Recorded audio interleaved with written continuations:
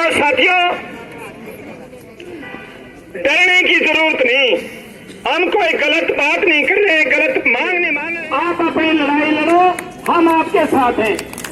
जहां तक आज के इस आंदोलन की बात है, ये अपनी बात सुनाने के लिए डीसी महोदय के दरबार पर आते हैं। डरने की जरूरत नहीं। मास्टर सतवीर गोद, राज्य प्रेस प्रवक्ता, हरियाणा विद्यालय अध्यापक संघ। आज का क्या मुद्दा था, क्या मामला था? हमारे तो अध्यापक साथियों को गैर कानूनी तरीके से निलंबित करवा दिया गया है और हमारा मानना ये है कि हमारे उपायुक्त महोदय के द्वारा निदेशक महोदय पर प्रेशर डाल के उनको निलंबित करवाया गया है। उसी के विरोध में हम यहाँ आज उपायुक्त महोदय के पास बातचीत करने के लिए आए थे, लेकिन ये बातचीत नहीं करना चाहते। आपने बातचीत के लिए कल भी ज्ञापन देने की कोशिश? नहीं, कल हमारा ज्ञापन नहीं होगा। अब हम जिले के मंत्री को ज्ञापन पहले दे चुके हैं, 3 MLAs को और हम ज्ञापन देंगे और उनको, क्योंकि वो जनप्रतिनिधि हैं हमारे, उनसे हम इनकी शिकायत करेंगे ताकि सरकार तक जनता की आवाज़ पहुंचाएं।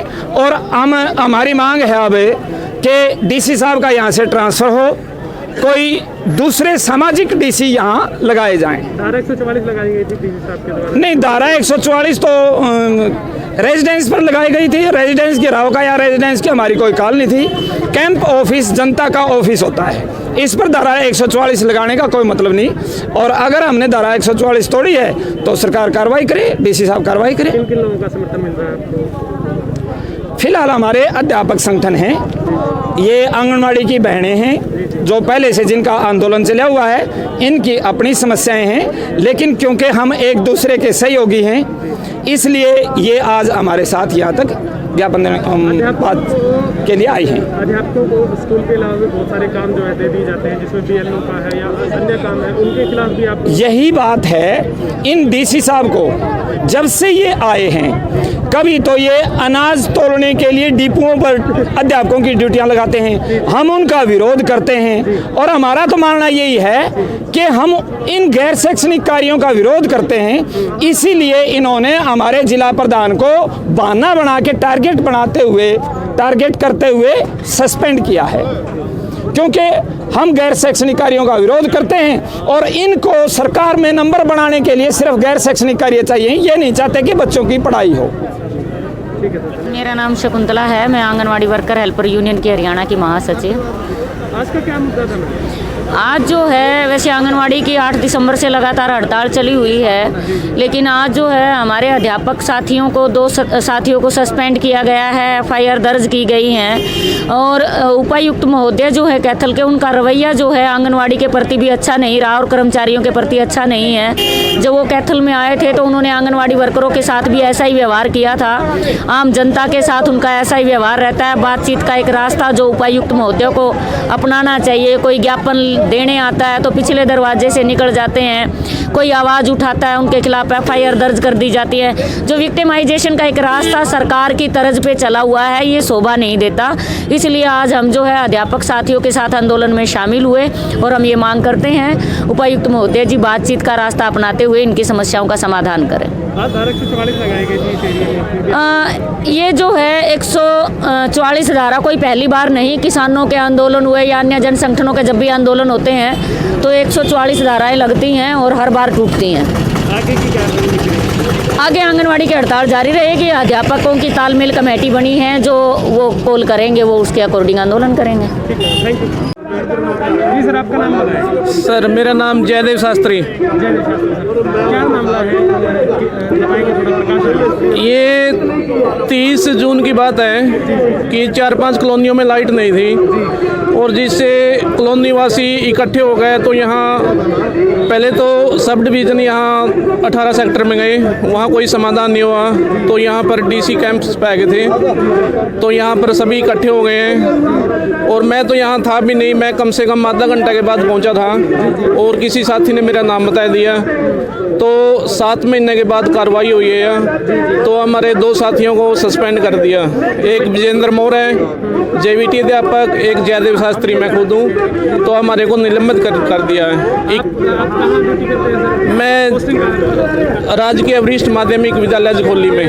हाँ, उस दौरान आप ड्यूटी पे थे? क्या जी? रात का टाइम था, लाइट गई हुई थी। जिससे परेशान हो गए?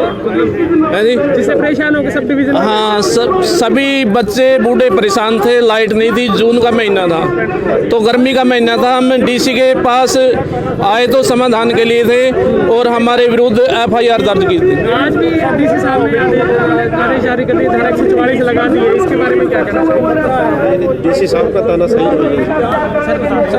आपका नंबर? मेरा नाम सतीश कुमार है जी, मैं अध्यापक हूँ। और जो हमारे 2 अध्यापक साथी डीसी जी के तानाशाही रवैये की वजह से, उनके अनाधिकृत हस्तक्षेप की वजह से सस्पेंड किए गए हैं जिला मौलिक शिक्षा अधिकारी कैथल द्वारा।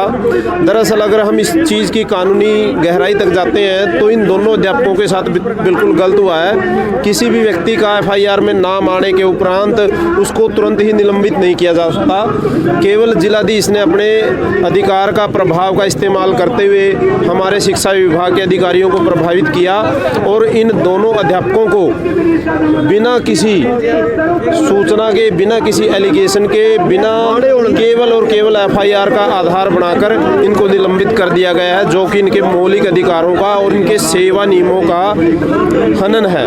मैं जिला प्रशासन से पुरजोर मांग करता हूं कि आपने जो एक तरफ की तानाशाही कार्यवाही की है उसको आप वापस लें और दोनों अध्यापकों को सहसम्मान वार्ता के माध्यम से बहाल करें और इस चीज़ की हमें पूरी अपेक्षा है। आज आपके समर्थन में कौन-कौन साथी आए थे?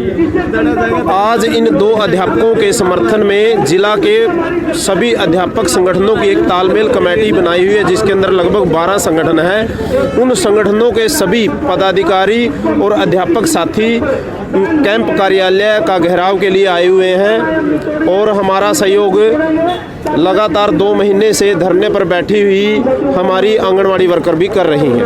आज धारा 144 लगाई गई है, इसके बारे में क्या कहेंगे?